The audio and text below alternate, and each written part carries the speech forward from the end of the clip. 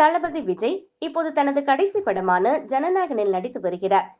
வினோத் இயக்கிய ஜனநாயகனில் விஜயுடன் பூஜா ஹெகடே, பாபி தியோல், கௌதம் மேனன், பிரகாஷ் ராஜ், நரேன், ஸ்ருதி ஹாசன், மமிதா பைஜு, பாபா பாஸ்கர், மோனிஷா பைஜு, வரலட்சுமி சரத்குமார் மற்றும் பிரியாமணி ஆகியோர் நடிக்கின்றனர்.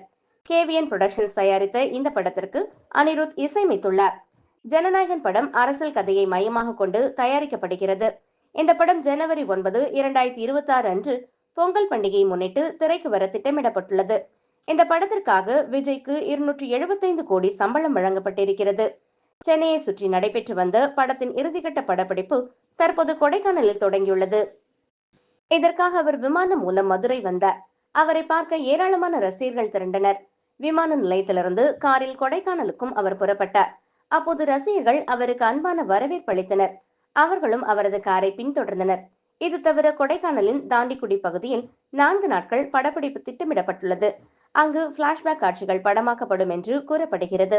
இந்த நிலையில் கொடைக்கானலில் பெய்த கனமழை காரணமாக ஜனநாயகன் படத்தின் படப்பிடிப்பு நிறுத்தப்பட்டுள்ளது.